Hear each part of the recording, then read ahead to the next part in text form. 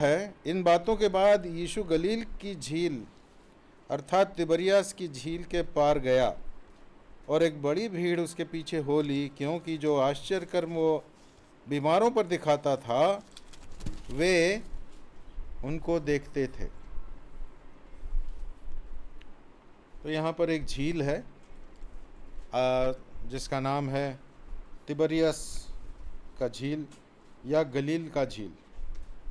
तो बहुत भीड़ जो है उसके पीछे चलती थी, क्योंकि उन्होंने जो है वो आश्चर्य कर्म को देखा। उन्होंने प्रभु यीशु मसीह बीमारों को चंगा करता था। आज भी जहाँ पर कोई भी इस प्रकार का या तो आश्चर्य कर्म कर रहा हो या उसका दावा करता हो, बड़ी भीड़ जो है वो उनके पीछे चल जाती है। हम लोगों ने पढ़ा था पिछले दिनों में, अखबार में भी देखा होगा कि इस प्रकार जो है कई जगह पर भगदड़ मच जाती है, कई लोग मर जाते हैं। परंतु प्रभु यीशु मसीह के पीछे जो लोग चल रहे थे उनमें ऐसा कभी हम लोगों ने नहीं पढ़ा। खैर, तो प्रभु यीशु मसीह के जो कार्य थे वो केवल दावे नहीं थे, परंतु प्रभु यीशु मसीह के कार्यों को लोगों ने देखा। यहाँ लिखा हुआ है उनको देखते थे। वो ऐसा नहीं था कि वो उनके चेले लोग उसके बारे में कहते थे कि हमारे गुरुजी ऐसा ऐसा करते हैं। नहीं, लोगों ने देखा अपने आँखों से, और जब देखा तो उनके पीछे हो लिया। तो वो लोग ये समझते थे कि ये जो कार्य है ये केवल मानुषिक शक्ति से ये संभव नहीं है। निश्चित ही यहाँ पर कुछ भी कोई न कोई दैवी शक्ति है, इसका उनको ज्ञान हो गया। तो वो लोग जो है भीड़ के भीड़ जो है प्रभु यीशु मसीह के पीछे चल दिए। और तब जो है प्रभु यीशु मसीह लिखा हुआ है पहाड़ पर चढ़कर अपने चेलों के साथ वहाँ बैठ गया। यहूदियों के फसह का पर्व निकट था। प्रभु यीशु मसीह एक पहाड़ी पर चढ़ गया और वहाँ पर बैठ गया। हमारे यहाँ पर जब इस प्रकार मंडली होती है या कुछ लोग इकट्ठा होते हैं तो वचन सिखाने के लिए जो सिखाने वाला खड़ा हो जाता है, बाकी लोग सब बैठे रहते हैं। परंतु उन दिनों में यहूदियों में सब लोग बैठा करते थे। हमारे देश में भी ऐसे ही है। कोई गुरुजी अगर कोई सिखा रहे हैं तो आपने देखा होगा कि वो थोड़ा सा ऊंचे में एक क्या कहते हैं उसको, हाँ, एक तख्त लगा करके उसके ऊपर बैठ जाते हैं, कुर्सी लगा के या आलती पालती मार के, और जो चेले लोग हैं वो सब नीचे जो है बैठ जाते हैं ताकि गुरुजी सबको देख सकें, सब लोग गुरु को देख सकते हैं। प्रभु यीशु मसीह ने एक छोटे से टीले के ऊपर बैठ गया चेलों के साथ में, और वो सिखाने लगा, बोलने लगा। मत्ती 5 में हम लोग प्रभु यीशु मसीह का पर्वतीय उपदेश पढ़ते हैं। इन दिनों में मैं कई हफ्तों से हमारे प्रयागराज की कलीसिया में प्रभु यीशु मसीह के पर्वतीय उपदेश पर मनन करके उसमें से मैं कुछ शेयर कर रहा हूँ। मुझे पहले लगा कि शायद उसमें से कुछ बांटा जाए, परंतु मुझे लगा कि अच्छा ये होगा कि परमेश्वर के वचन को पढ़ करके उस पर व्याख्यान देना, क्योंकि उसके अंदर जो है मैं एक जैसे धन्य वचन जो है उस पर बहुत सारी चीज़ें टेक्स्ट से अलग होकर के जाना पड़ता है। तो जब भी आप जो टेक्स्ट जो है आपके सामने लिखा हुआ उससे दूर जाते हैं तो भटकने की संभावना होती है, परंतु जब आप टेक्स्ट को फॉलो करते हैं तो टेक्स्ट आपको पकड़ पकड़ कर फिर से वापस ले आता है विषय पर। तो इसलिए जो है मुझे लगा कि ये अच्छा है। तो यहाँ पर प्रभु यीशु मसीह उनको सिखा रहे हैं। यहूदियों के फसह का पर्व निकट था, है ना। क्या मतलब इससे? उन दिनों में लोगों के पास कैलेंडर नहीं थे। कैलेंडर था उस समय, पुराने नियम के पुराने समय में भी लोग जो है समय का बड़ा रिकॉर्ड रखते थे, परंतु आम लोग के पास जो बात करने का तरीका ये था कि फसह का पर्व था या फला पर्व था। जैसे हमारे देश में कि होली का समय है, दिवाली है, या राखी है, या कटनी है, या बुआई है, तो इस प्रकार से आम लोग समय को रखते हैं। तो यहाँ पर अब वो समय था बता रहे हैं जो है लिखने वाले कौन है? यूहन्ना। तो वो कह रहे हैं कि फसह का पर्व निकट था, पास में था। और तब प्रभु यीशु मसीह ने अपने आँखों को उठाया और देखा। क्या लिखा है? यीशु ने अपनी आंखें उठाकर एक बड़ी भीड़ को अपने पास आते देखा। आजकल जो है लोगों को भीड़ को इकट्ठा करना पड़ता है, कई सारे लोग जो है भीड़ इकट्ठा करते हैं, परंतु प्रभु यीशु मसीह के पास लोग चले आते थे। कई कारण थे, यहाँ पर कुछ कारण है बताया हुआ है, प्रभु यीशु मसीह स्वयं उसके बारे में बात करेंगे। परंतु हम लोग अक्सर देखते हैं कि आत्मिक चीज़ों के लिए कई बार लोगों को बड़ा प्रोत्साहित करना पड़ता है। जो भौतिक चीज़ें हैं या इस प्रकार की चीज़ें, उसके लिए बड़ी भीड़ इकट्ठा हो जाती है, परंतु आत्मिक चीज़ों के लिए बड़ा लोगों को प्रोत्साहित करना पड़ता है, बहुत उनको उठाना पड़ता है। उसका कारण क्या है? उसका कारण ये है कि शैतान जो है वो नहीं चाहता कि लोग आत्मिक चीज़ों पर ध्यान दें। ये भौतिक चीज़ें हमें बहुत आकर्षित करती हैं, उनके अंदर बड़ा आकर्षण होता है, उनके लिए किसी को प्रोत्साहन देने की ज़रूरत नहीं है। परंतु जो आत्मिक चीज़ें हैं उसके लिए हमें प्रोत्साहन की ज़रूरत पड़ती है, क्योंकि हम किस में हैं? अभी भी शरीर में। हम शरीर में हैं। हम सभी लोग आत्माएं हैं, क्योंकि परमेश्वर ने हमको मनुष्य को बनाने के बाद में जीवन का श्वास उसमें डाला, तो हम लोग सब आत्माएं हैं। परंतु हम ऐसे आत्माएं हैं जो कि शरीर के अंदर हैं, कुछ ऐसे आत्माएं हैं जो बिना शरीर के हैं, उनको केवल हम आत्माएं कहते हैं। तो उनमें जो है दुष्ट आत्माएं होती हैं, और जो स्वर्गदूत भी हैं वो भी आत्माएं हैं। तो हम लोग ऐसे आत्माएं हैं जो कि शरीर में वास करते हैं। इसीलिए हमारा घर जो है वो क्या है? मिट्टी या लोहे या कंक्रीट या ईंटों से बना हुआ घर नहीं। हमारा घर क्या है? हमारा घर ये शरीर। बहुत सारी चीज़ें इस पे कही जा सकती। तो प्रभु यीशु मसीह ने आंखें उठा करके देखा बहुत बड़ी भीड़ उनके पास आ रही। तो फिलिपुस से कहा, हम इनके भोजन के लिए कहाँ से रोटी मोल लाए? शायद हो सकता है कि शाम का समय हो गया हो, भोजन का समय हो गया हो। आजकल हम लोग को जब हम लोग प्रभु के उपस्थिति में रहते हैं, मीटिंग करते हैं, तो कई बार हमको समय का बड़ा ध्यान रहता है।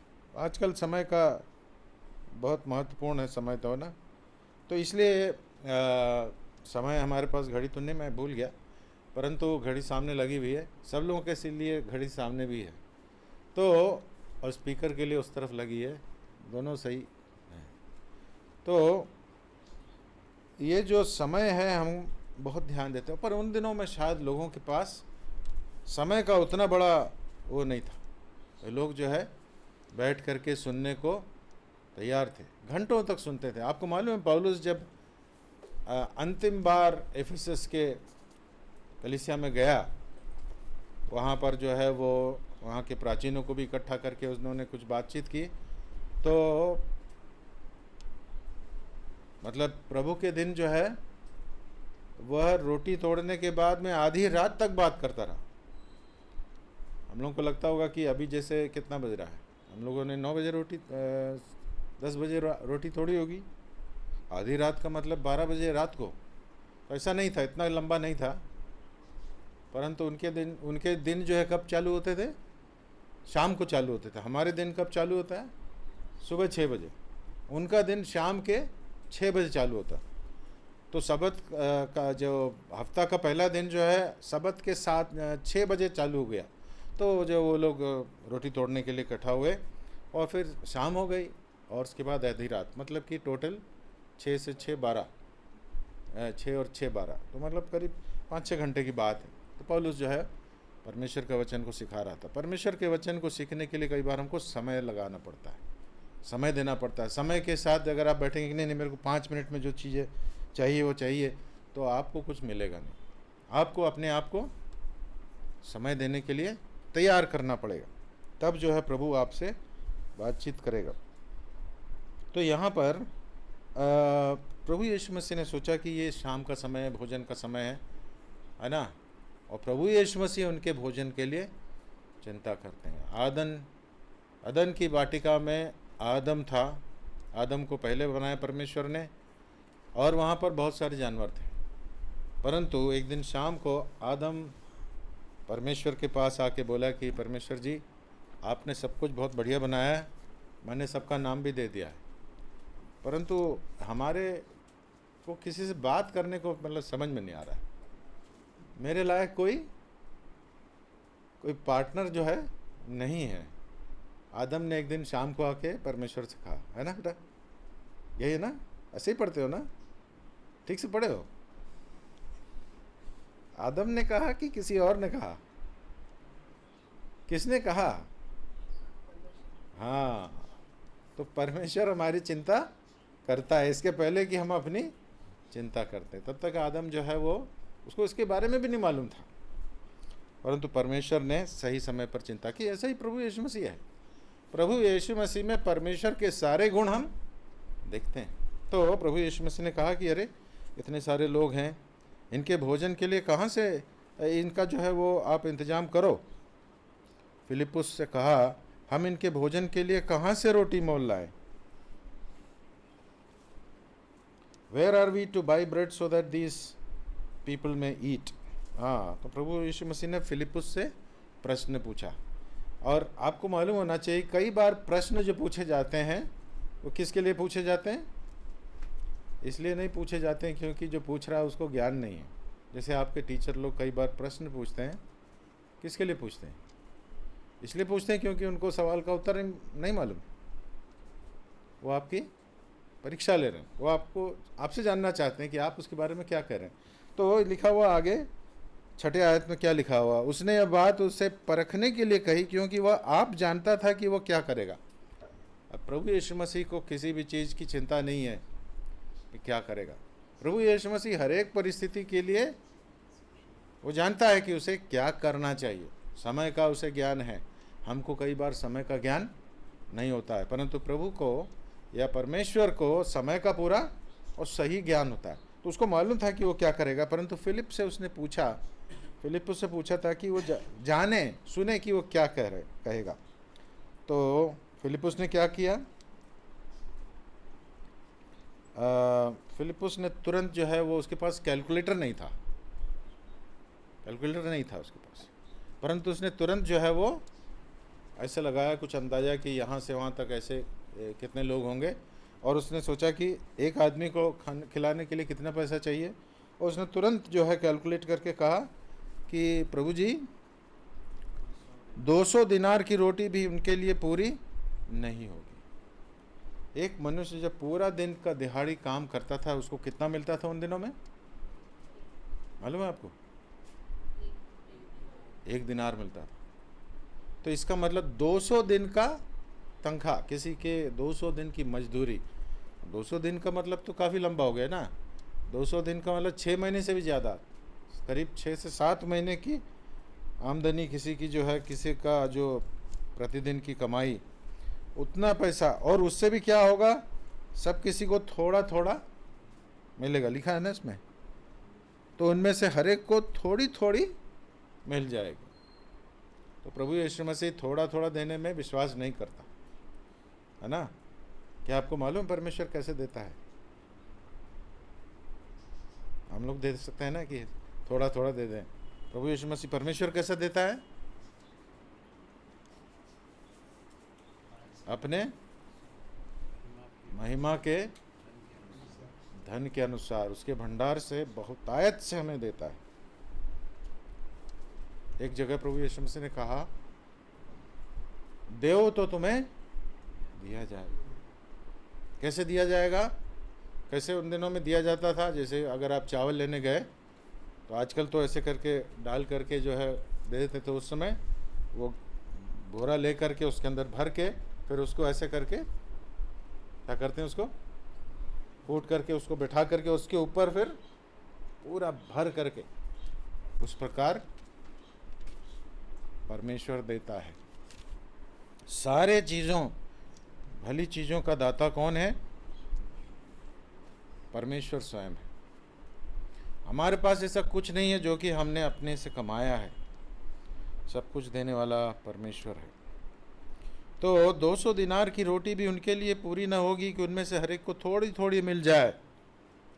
यहाँ पर आप ध्यान दीजिए, थोड़ी थोड़ी मिल जाए। और आगे देखिए,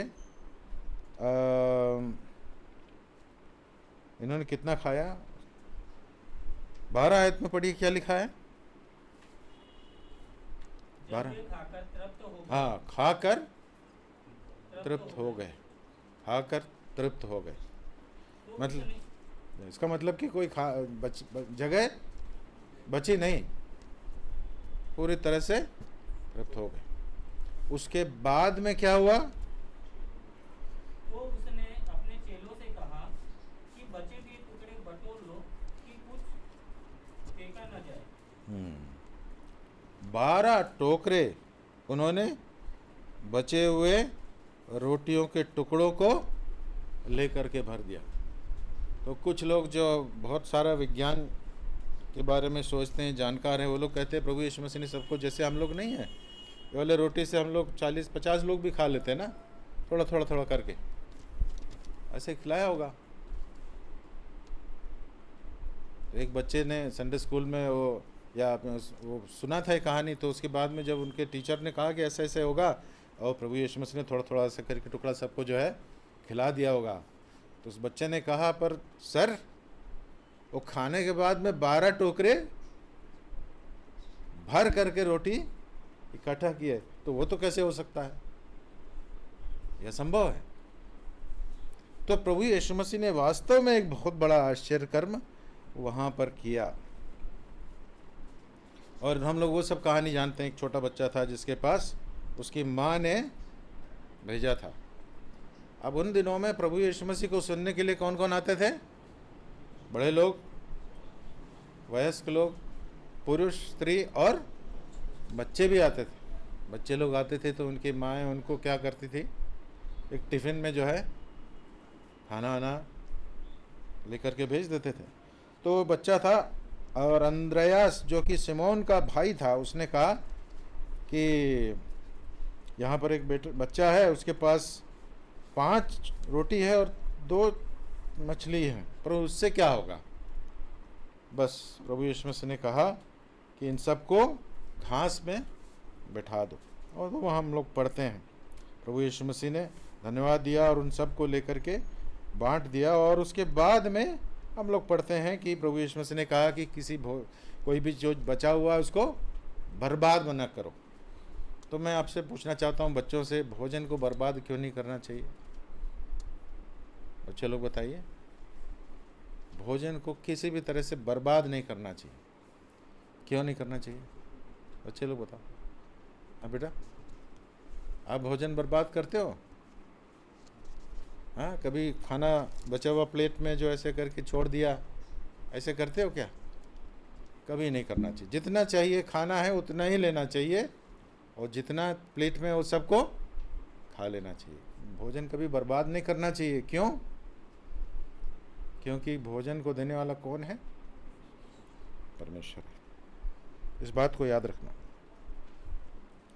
तो प्रभु यीशु मसीह उसके बाद में जब ये सब कर चुके तो 14 आयत में लोग क्या कह रहे हैं? 14, हाँ, तब जो आश्चर्य कर्म उसने कर दिखाया उससे वे लोग देखकर कहने लगे, वह भविष्यवक्ता जो जगत में आने वाला था निश्चय यही। क्यों ऐसा सोच रहे हैं वो लोग? क्यों उन्होंने ऐसा कहा? क्यों उन्होंने प्रभु यीशु मसीह को भविष्यवक्ता माना? क्योंकि आश्चर्य कर्म किया, और वो भी बड़ा अच्छा आश्चर्य कर्म का था। कौन सा था? खाना खिलाया। सब किसी को खाना खिलाने वाला काम पसंद है ना? कोई भी मीटिंग हो जिसमें खाना वाना हो तो अटेंडेंस जो है बिल्कुल बढ़िया हो जाती है ना? तो उन्होंने प्रभु यीशु मसीह को भविष्यवक्ता क्यों कहा? क्योंकि प्रभु यीशु मसीह ने रोटी को बहुत अद्भुत तरीके से बढ़ाया और 5,000 लोगों को खिलाया। तो लोग क्या चाहते हैं कि परमेश्वर हमको यही सब देता रहे, है ना, रोटी देता रहे, यही लोगों को चाहिए। परंतु क्या एक भविष्यवक्ता का काम यह है कि अपने कि लोगों को जो है वो खाना खिलाए? क्या काम है भविष्यवक्ता का? आप बता सकते हैं? पुराना नियम आप लोग जानते हैं, भविष्यवक्ता का काम क्या था जी? हाँ, परमेश्वर का वचन लोगों तक पहुंचाना। तो इन्होंने परमेश्वर के दास का काम जो है मतलब रिड्यूस कर दिया किस काम में? कि रोटी वोटी खिलाता रहे हमको। तो परंतु एक भविष्यवक्ता का काम ये नहीं है। पर उन्होंने कहा कि नहीं, ये भविष्यवक्ता जो आने वाला है वो ये है। तो एक निर्णय तो उनका जो डिसीजन या उनका कंक्लूजन तो सही था, है ना। उन्होंने जो जिस निष्कर्ष पे आए वो तो सही था, परंतु निष्कर्ष पे आने का आधार जो है वो सही नहीं था। अरे सच्चा भविष्यवक्ता क्या के लिए आएगा? जो कि पुराने नियम में जिसकी भविष्यवाणी की है वो लोगों के उद्धार के लिए आएगा, वो केवल उनको रोटी खिलाने के लिए नहीं। तो प्रभु यीशु मसीह को इन सब के चीज़ों के बारे में मालूम है। प्रभु यीशु मसीह अंतर्यामी है ना। प्रभु यीशु मसीह अंतर्यामी है। आपको मालूम है प्रभु यीशु मसीह अंतर्यामी है? क्या आप बता सकते हैं प्रभु यीशु मसीह ने कोई और समय ऐसा कोई कार्य किया हो जिससे आपको मालूम पड़ता है कि प्रभु यीशु मसीह अंतर्यामी है, अर्थात लोगों के मन की बात को जान जाते हैं? बच्चे लोग बताओ, सीनियर बच्चे लोग बता सकते हैं।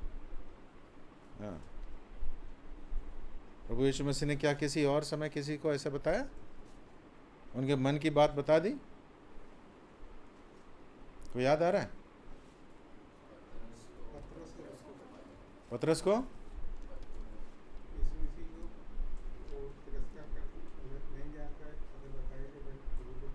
अच्छा, वो तो भविष्य की जानकारी है।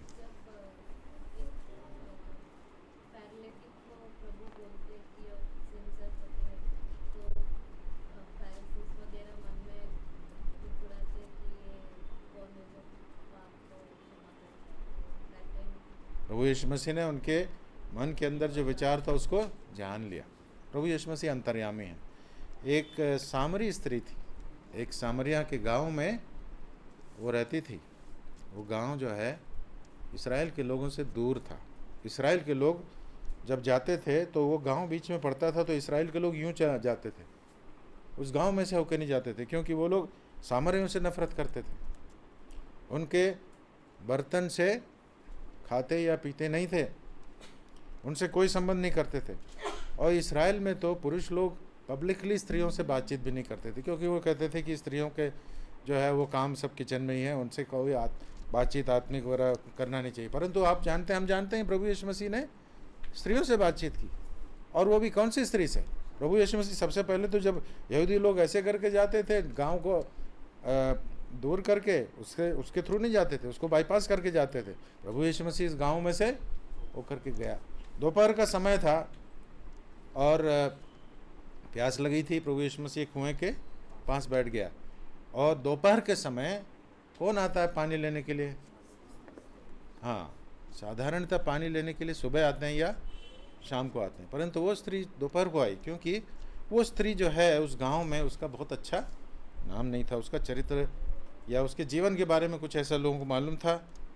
परंतु प्रभु यीशु मसीह तो अजनबी है। तो प्रभु यीशु मसीह जब वहाँ पर आया, उनके बात से उससे बातचीत की, बहुत सारी बातें उसने उससे की। सबसे पहले उसको बड़ा आश्चर्य हुआ कि तू एक यहूदी है, मैं एक सामरी स्त्री, और तू कह रहा है कि मुझे थोड़ा सा पानी पिला दे। यहूदी लोग सामरियों के साथ कोई व्यवहार नहीं करते, ऐसा कैसे हो रहा है? तो प्रभु यीशु मसीह ने उससे बातचीत की। अगर तू जानती कि ये कौन है जो तुझसे पानी मांग रहा है, तो तू उससे मांगती और वो तुझे जीवन का जल देता। तो इस प्रकार बातचीत हुई। और उसके बाद में प्रभु यीशु मसीह ने उससे कहा कि जा तेरे पति को बुला ला। तो उस स्त्री ने कहा मेरा कोई पति नहीं। तब प्रभु यीशु मसीह ने जो नेक्स्ट स्टेटमेंट कहा उससे वह आश्चर्यचकित हो गई। उसने कहा कि तूने 5 पति किए, जिसके साथ तू रह रही है वो तेरा पति नहीं। इसका मतलब प्रभु यीशु मसीह लोगों के मन की चीज़ें और वो उनके जीवन की चीज़ों को भी जो मनुष्यों से छुपी थी वो जानता था। तो प्रभु यीशु मसीह जान गया कि ये लोग अब बहुत उन्होंने मन बना लिया। तो क्या 15 आयत में क्या लिखा हुआ है कि उनके मन की बातों को जान करके वो एक पर्वत में जाकर चला गया। वो प्रभु यीशु मसीह उनसे दूर चला गया। क्यों? क्योंकि वह क्या करना चाह रहे थे? वो उसको राजा बनाने के लिए पकड़ना चाहते थे। यहाँ तो लोग जो है राजा बनने के लिए बड़े लालायित है, कोई इनको पकड़ नहीं रहा है। बहुत सारे लोग चाह रहे हैं कि उनको बड़ा बना दें। तो प्रभु यीशु मसीह को लोग पकड़ के राजा बनाना चाह रहे थे। प्रभु यीशु मसीह उनसे दूर चला जा रहा था। प्रभु यीशु मसीह इस प्रकार की चीज़ों से बिल्कुल दूर रहते थे। बहुत सारे लोग आजकल अपने प्रचार के लिए या अपने बारे में बताने के लिए बहुत सारे कार्य करते हैं, परंतु प्रभु यीशु मसीह कभी भी ऐसा नहीं करता था। प्रभु यीशु मसीह तुरंत वहाँ से दूर चला गया। हाँ, वो क्यों राजा बनाना चाहते थे? क्योंकि उन्होंने प्रभु यीशु मसीह ने उनको भोजन दिया। आजकल भी हम देखते हैं कि मनुष्य जो है वो रोटी के लिए बिक जाता है, रोटी के लिए कुछ भी करने को तैयार हो जाता है। परंतु क्या कोई भविष्यवक्ता केवल कुछ रोटी के लोव्स उसी के लायक है? हाँ, आपको मालूम है एक भविष्यवक्ता था पुराने नियम में, उसका क्या नाम था? बहुत सारे भविष्यवक्ता थे, तो मैं आपको हिंट देता हूँ। एक राजा ने उसको बुलवाया था। एक राजा था जिसने एक भविष्यवक्ता को बुलवाया था। बताइए सब लोग, आप लोग सब संडे स्कूल। बलाम है ना, टीचर लोग बोल रहे हैं लगता है। बलाम, और बलाम को राजा बालाक ने बुलवाया कई बार, परंतु बलाम जो है वो बड़ा भविष्य कहने वाला था, जिनके बारे में वो जो कुछ कहता था वो सही हो जाता था, ऐसा लिखा हुआ है। तो इस्राएल के विरुद्ध में भविष्यवाणी करने के लिए बलाम को बालाक ने आदमी भेजे कि भाई तुम आ जाओ। तो उन्होंने कहा कि भाई ऐसा राजा है, आपको बुला रहे हैं, आपको बहुत इनाम देंगे। तो बलाम के मन में थोड़ा सा अंदर से विचार आया होगा, तो उन्होंने कहा कि नहीं नहीं नहीं, मैं जब परमेश्वर जब तक मुझे नहीं बोलेगा तब तक मैं नहीं जाऊंगा। फिर राजा ने दूसरा टीम भेजा, उससे भी बड़े शक्तिशाली और भी बढ़िया ऑफर दे करके भेजा। तब भी जो है उसने कुछ और बताया कि नहीं नहीं, वो परमेश्वर के जो है मैं उसके विरोध नहीं जा सकता हूँ। तीसरी बार जो उसने और भी बड़ा बड़ा ऑफर दिया। तो शैतान जो है ऑफर बढ़ाता रहता है। कई बार हमारे जीवन में हमें परमेश्वर के मार्ग से अलग करने के लिए शैतान अलग अलग ऑफर देता है हमको। ये ऑफर काम नहीं किया तो दूसरा ऑफर और बढ़िया। तो उस प्रकार जो है अंत में उसका मन ढोलने लगा, क्योंकि अंदर ही अंदर क्या था, उसके अंदर क्या था? लालच था। लालच था। तो उसने कहा कि अच्छा ठीक है, आप रात को रुक जाइए, मैं प्रभु से पूछता हूँ। बार बार पूछ रहा था। प्रभु ने एक बार बता दिया था कि नहीं जाना, फिर भी जो है इच्छा थी जाने की, इसलिए बार बार कहता था प्रभु जी जाऊँ क्या। तो जब प्रभु ने भी देखा कि 2 बार बोलने से नहीं समझ में आ रहा, तो कहा अच्छा ठीक है चले जाओ, परंतु जो मैंने बोला वही बताना। तो वो चला गया वहाँ पर, है ना। तो वहाँ पर हम पढ़ते हैं बलाम के बारे में। बलाम के बारे में नए नियम में क्या पढ़ते हैं हम? बलाम ऐसा एक भविष्यवक्ता था जिसने कि लाभ के लिए भविष्यवाणी की। भविष्यवक्ता का काम यह नहीं है कि लाभ के लिए परमेश्वर का वचन बताए। तो इन्होंने सोचा कि जो है इस भविष्यवक्ता को इसलिए हमें जो है राजा बना देना चाहिए, क्योंकि हमें कुछ ना कुछ फ़ायदा देगा। तो अन्य आगे जा कर के फिर हम लोग देखते हैं कुछ चीज़ें मैं इसको छोड़ देता हूँ क्योंकि समय तो भाग रहा है। तो इसलिए जो है 25 आयत में आएंगे हम लोग। देखिए 25 आयत में क्या लिखा हुआ है। प्रभु यीशु मसीह वहाँ से चले गए और रात को प्रभु यीशु मसीह, शाम हुई तो प्रभु यीशु मसीह के चेले लोगों ने देखा कि प्रभु यीशु मसीह नहीं लौटे हैं, तो उन्होंने एक नाव में बैठ कर के वो झील पार करके उस तरफ गए। पता नहीं क्यों उस तरफ गए, हो सकता है उनको मालूम रहा होगा कि प्रभु यीशु मसीह उस तरफ है। तो जो भी हो, लोग, दूसरे लोग जो है वो जो वहाँ पर थे वो लोग काफ़ी देर इंतज़ार किए। और लिखा हुआ है 24 में इस प्रकार लिखा हुआ है, इसलिए जब भीड़ ने देखा कि वहाँ ना यीशु है ना उसके चेले, तो वे भी नावों पर चढ़ के यीशु को ढूंढते हुए कफरनहूम पहुंच गए। अच्छी बात है ना, लोग बहुत दूर दूर जाते हैं।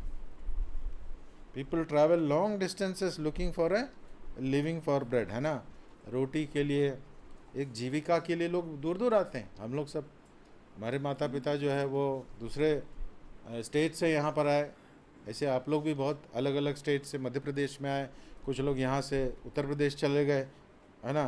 तो जीविका के लिए मनुष्य बहुत मेहनत करता है, दूर दूर जाता है। तो परंतु जीवन का उद्देश्य केवल जीविका ही नहीं होना चाहिए, उससे भी कुछ ऊंचा उद्देश्य होना चाहिए। इसके बारे में प्रभु यीशु मसीह आगे बताते हैं। तो जब वो प्रभु यीशु मसीह के पास आ गए तो उन्होंने उनसे पूछा कि हे रब्बी, तू यहाँ कब आया? बहुत अच्छी बात, अच्छा प्रश्न है ना। एक दिन जो है प्रभु यीशु मसीह के पास शाम को एक मनुष्य आए, रात के टाइम पे, उन्होंने कहा कि हे रब्बी, हम ये जानते हैं कि आप परमेश्वर के द्वारा भेजे गए भविष्यवक्ता है, क्योंकि अगर परमेश्वर आपके साथ नहीं रहता तो ये सब आश्चर्य कर्म आप नहीं कर पाते। ये सब कौन बोला बताइए, कौन बोला प्रभु यीशु मसीह के पास रात को आकर के? याद है कि नहीं? नहीं, बच्चे लोगों का संडे स्कूल का टेस्ट भी हो रहा है। उसका नाम था निकोदेमस। रात को आया तो प्रभु यीशु मसीह से आकर के बातचीत कर रहा है। तो प्रभु यीशु मसीह से जब उसने पूछा तो प्रभु यीशु मसीह ने कहा कि, और उसने कहा था हे भले गुरु, अच्छे गुरु। तो प्रभु यीशु मसीह ने उससे जो जवाब दिया वो कहा कि तू मुझे अच्छा क्यों कहता, भला क्यों कहता? कई बार प्रभु यीशु मसीह के जो उत्तर सुनकर के ऐसा लगा कि ये इससे कोई कनेक्शन नहीं है। प्रभु यीशु मसीह को कुछ प्रश्न लोगों ने पूछा, जवाब प्रभु यीशु मसीह ने ऐसा नहीं दिया, ऐसा कुछ जवाब दिया, ऐसा लगता है ना। कभी कभी लगता है। यहाँ पर भी जो है उन्होंने प्रभु कहा कि प्रभु जी आप यहाँ पर कब आए? तो प्रभु यीशु मसीह ने जिसका जवाब ये नहीं कहा कि मैं शाम को 4 बजे आया था। उन्होंने क्या कहा?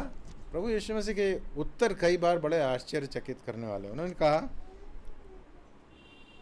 26 में, यीशु ने उन्हें उत्तर दिया, मैं तुमसे सच सच कहता हूँ, तुम मुझे इसलिए नहीं ढूंढते हो कि तुमने आश्चर्य कर्म देखे, परंतु इसलिए कि तुम रोटियां खाकर तृप्त हुए। नाशवान भोजन के लिए परिश्रम न करो, परंतु उस भोजन के लिए जो अनंत जीवन तक ठहरता है, जिसे मनुष्य का पुत्र तुम्हें देगा, क्योंकि पिता अर्थात परमेश्वर ने उसी पर छाप लगाई है। अब चूंकि 10 मिनट केवल बाकी है तो हम इसी को पढ़ करके समाप्त करेंगे। क्या लिखा है? Do not work for food that perishes. क्या है 26 में? नाशमान भोजन के लिए परिश्रम ना करो। परिश्रम तो करना है हमें। पौलुस ने स्वयं कहा कि जो काम न करे वो रोटी भी ना खाए। तुम्हारे बीच में कुछ ऐसे लोग हैं जो काम वाम नहीं करते, ऐसे घूमते रहते हैं खाली। तो उनके लिए मेरा ये संदेश है, ये आज्ञा है कि जो काम न करे वो खाए भी नहीं। तो इसका मतलब काम तो करना जरूरी है, परिश्रम करना जरूरी है। परंतु प्रभु यहाँ कह रहा है कि नाशमान रोटी के लिए, भोजन के लिए परिश्रम न करो, परंतु उस भोजन के लिए जो अनंत जीवन तक ठहरता है, जिसे मनुष्य का पुत्र तुम्हें देगा, क्योंकि पिता अर्थात परमेश्वर ने उसी पर छाप लगाई। तो रोटी तो जरूरी है ना, रोटी जरूरी है, परंतु हमें ध्यान ये देना है। कल हमने सुना कि परमेश्वर के जन की संगति अर्थात अब्राहम की संगति को छोड़ करके लूत कहाँ गया? सदोम। ऐसा ना करें। एक और परिवार था, नाओमी का परिवार, उसने बेतलहम को छोड़ करके मोआब देश चले गए क्योंकि अकाल पड़ा हुआ था। आपको मालूम है बेतलहम का मतलब क्या है? हाँ, रोटी। हाँ, हाउस ऑफ ब्रेड, रोटी का भवन। बेतलहम, बेत एल, बेत और एल, बेत लेहम। जैसे हम लोग संधि विच्छेद करते हैं तो बेथ मतलब कि घर, एल मतलब कि परमेश्वर, हाउस ऑफ गॉड, बेथेल। बेत लहम अर्थात बेत लेहम, लेहम मतलब रोटी, तो रोटी का घर। तो बेतलहम को छोड़ करके नवमी और उसका परिवार कहाँ चला गया? मोआब। मोआब जो है एक तरह से देखा जाए तो एक शापित जगह है, क्योंकि वो परमेश्वर के आशीष से उपजा हुआ कोई स्थान नहीं है। हम लोगों ने कल देखा, लूत के 2 बेटियां थीं, उनके द्वारा जो संतान हुई उसमें अमोनी और मोआबी लोग थे।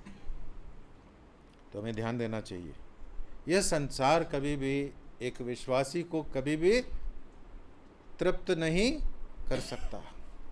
कोई विश्वासी जो संसार में उतर जाता है वह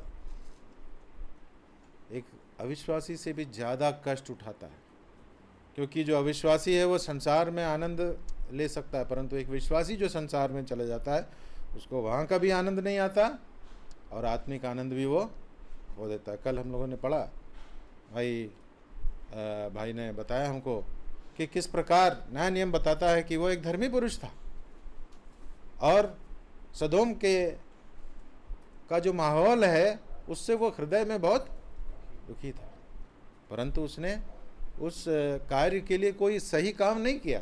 क्या काम सही होना चाहिए था? उसे शायद उस जगह को छोड़ करके हो सकता है कि अब्राहम के पास फिर चला जाता, या उसे मशवरा डालता कि चाचा जी क्या करना चाहिए, परंतु उसने नहीं किया, तो उसका फल उसके जीवन में हुआ। तो मत्ती 4 और उसके 3 और 4 में प्रभु क्या पढ़ते हैं?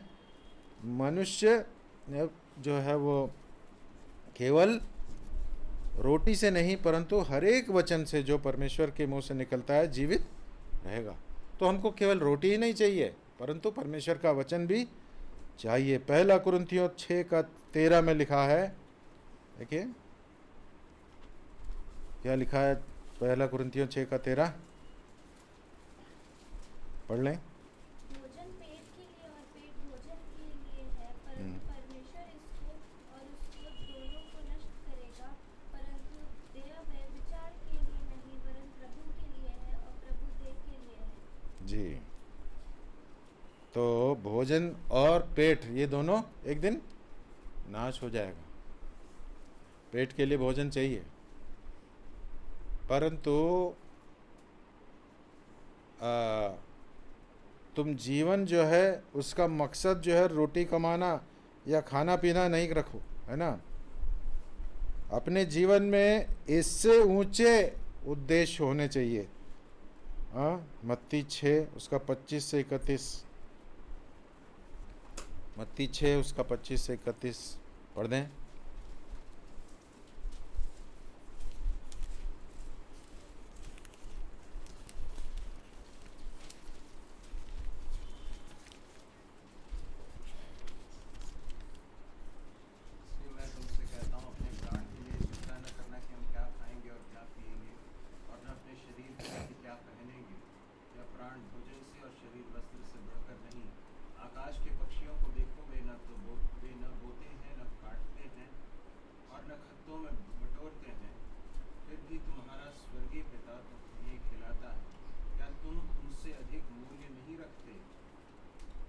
धन्यवाद। तुम में कौन है जो चिंता करके अपनी आयु में एक घड़ी भी बढ़ा सकता है? और वस्त्र के लिए क्यों चिंता करते हो? जंगली शोषणों पर ध्यान करो कि वे कैसे बढ़ते हैं। वे न तो परिश्रम करते न काटते हैं। क्योंकि मैं तुमसे कहता हूँ कि सुलेमान भी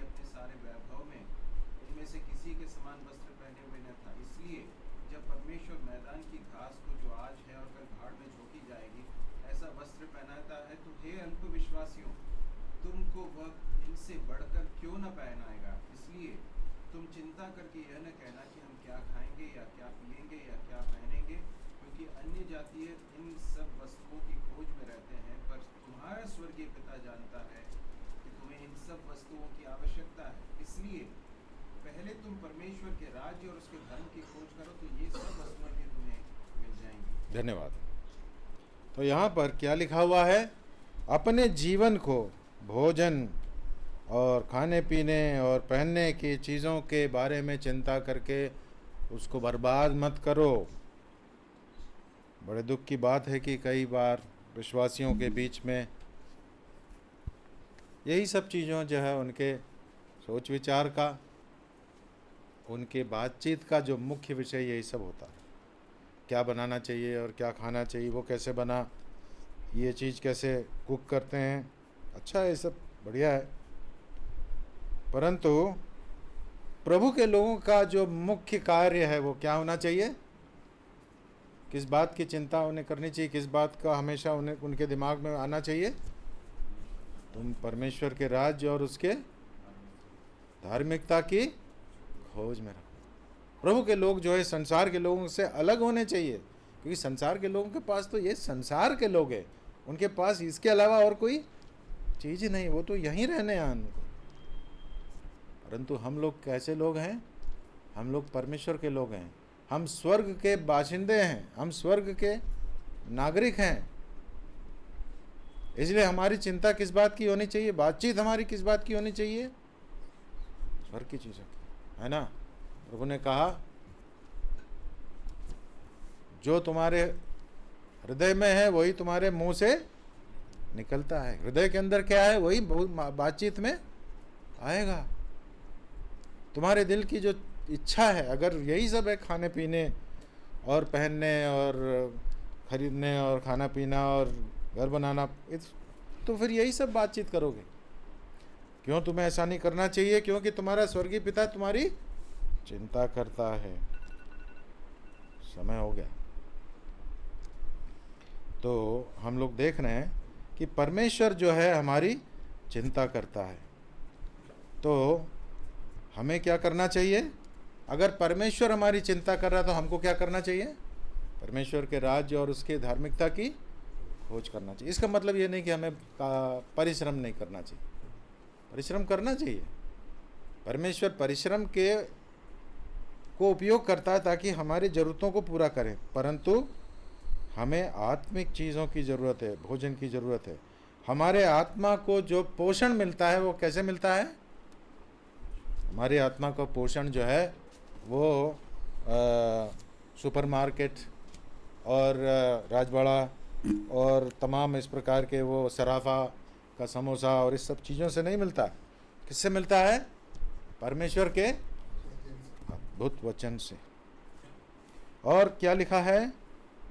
जो वचन तुमको अनंत जीवन देता है, और वो केवल परमेश्वर का, मनुष्य का पुत्र तुम्हें दे सकता है। मनुष्य का पुत्र कौन है? प्रभु यीशु मसीह। प्रभु यीशु मसीह अपने आप को मनुष्य का पुत्र कहते थे। क्यों बता सकते हैं? क्योंकि वो वास्तव में मनुष्य के ही, मतलब वो मनुष्य रूप में ही आए हैं, परंतु वो परमेश्वर के पुत्र हैं। और लिखा है the father has placed his seal of approval on the son of man. क्या लिखा हुआ है यहाँ पर? बस ये कहकर मैं समाप्त करूँगा। क्या लिखा है? सील ऑफ अप्रूवल, वो कौन सा आयत? 27 आयत। मनुष्य का पुत्र तुम्हें देगा, क्योंकि पिता अर्थात परमेश्वर ने उसी पर छाप लगाई। पिता ने उसी पर छाप लगाई। पिता ने प्रभु यीशु मसीह पर छाप लगाई है हमारे लिए, कि अनंत जीवन को देने वाला केवल प्रभु यीशु मसीह है। तो यहाँ पर मैं समाप्त करना चाहता हूँ। तो उन्होंने फिर उसके बाद उससे पूछा कि हम क्या करें, है ना। अगला सवाल था कि जब उन्होंने ये सब सुना तो कहा कि हमें क्या करना चाहिए, व्हाट मस्ट वी डू।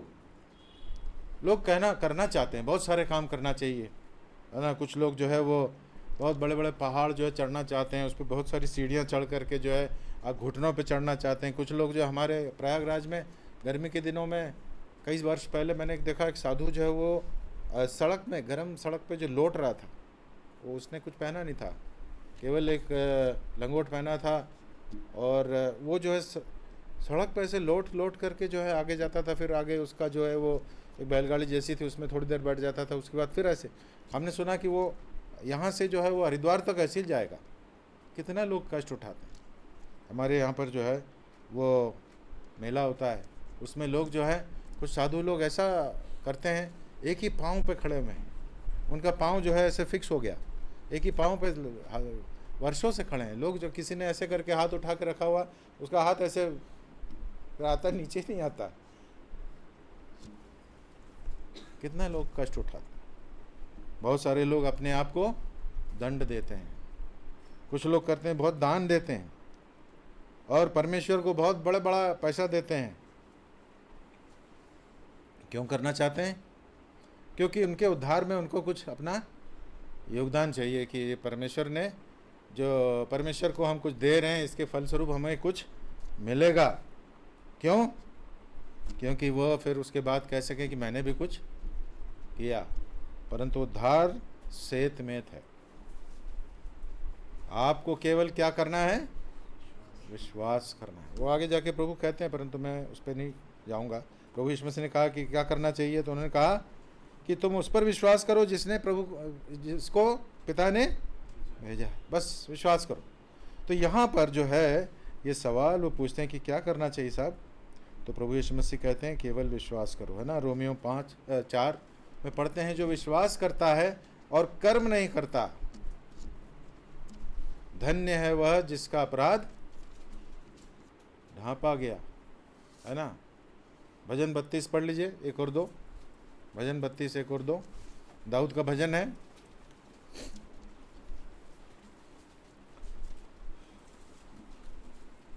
क्या ही धन्य है वह जिसका अपराध क्षमा किया गया और जिसका पाप ढांपा गया।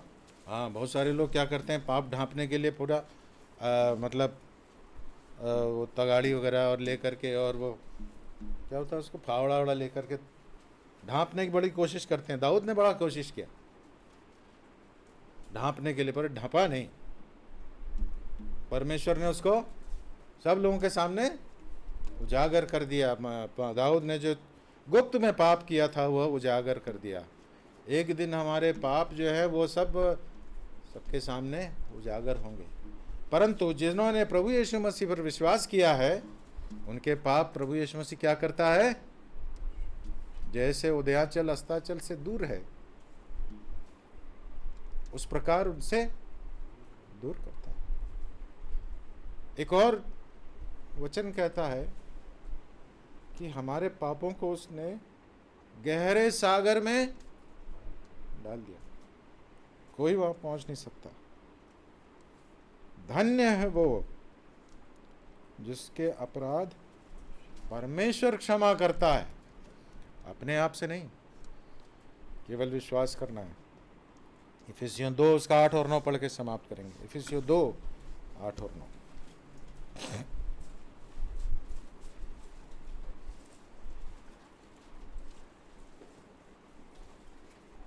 इफिसियों 2 और 9, 2 8 और 9।